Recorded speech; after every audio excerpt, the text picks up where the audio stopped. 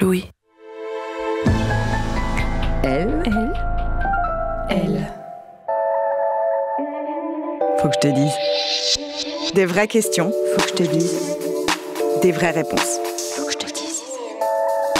Je suis Marine Revol, journaliste. Bienvenue dans Faut que je te dise.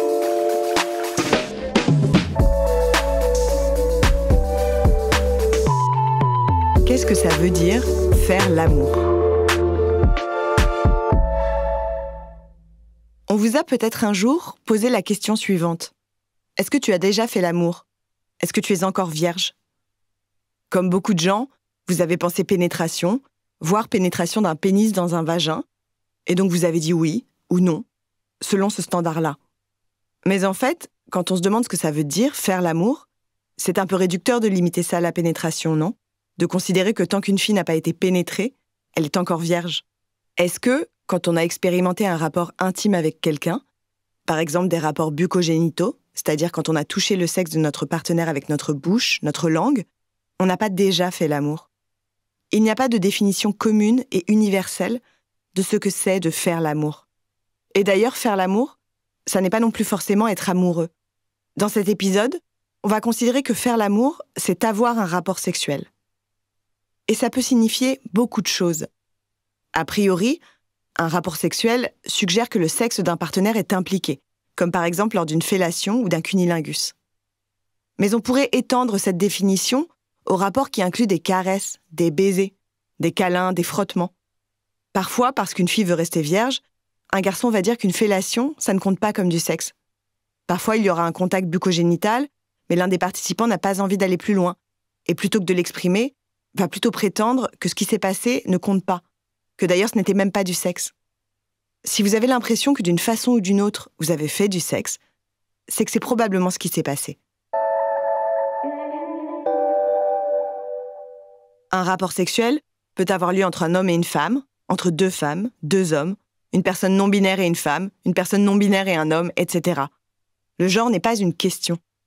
Faire l'amour n'est pas non plus réservé aux couples dans une relation stable ou mariée. Vous pouvez avoir un rapport sexuel avec qui vous voulez, quand vous voulez, tant que vous vous sentez en confiance avec cette personne. L'important, c'est d'être sûr que vous en avez envie, que vous le faites pour vous, pour votre plaisir, et que la personne en face en a autant envie que vous.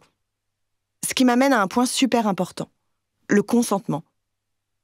Pour faire l'amour, il faut être au moins deux. Peu importe que vous soyez amis, amoureux, que vous vous soyez rencontrés il y a 10 ans ou dans un bar la veille. Peu importe que vous fassiez l'amour pour la première ou la 5e fois. À chaque fois que vous avez un rapport sexuel avec quelqu'un, assurez-vous qu'à chaque nouvelle étape, vous en avez envie, et votre partenaire aussi. Et je sais ce que vous allez me dire. Je ne vais pas demander le consentement à chaque fois que je dégrafe un nouveau bouton ou que je touche une épaule. Peut-être pas, même si ça peut être rigolo et sexy, mais pour les étapes les plus intimes, enlever ses vêtements, introduire un doigt, un pénis ou un objet quelque part, là c'est important. Et être attentif à la réponse de l'autre, pas juste à ce que vous avez envie d'entendre. Vous n'avez pas besoin de demander littéralement « Est-ce que je peux introduire mon doigt dans ton vagin ?» Les simples « Est-ce que c'est OK ça ?» ou « Ça va ?» Est-ce que tu veux que je continue ? Peuvent suffire.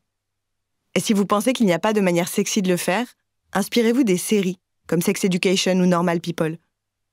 Dans Normal People, par exemple, les personnages de Connell et Marianne s'assurent régulièrement du consentement de l'autre. Dans une scène en particulier, Connell rappelle à Marianne que même si elle a donné son consentement, elle peut revenir en arrière à tout moment. Il lui dit comme ça : « Si tu veux que je m'arrête ou quoi que ce soit, on peut évidemment s'arrêter. Si ça te fait mal ou quoi que ce soit, on peut s'arrêter et ça sera pas bizarre. » Et ça, c'est une petite révolution. Et c'est vraiment très sexy.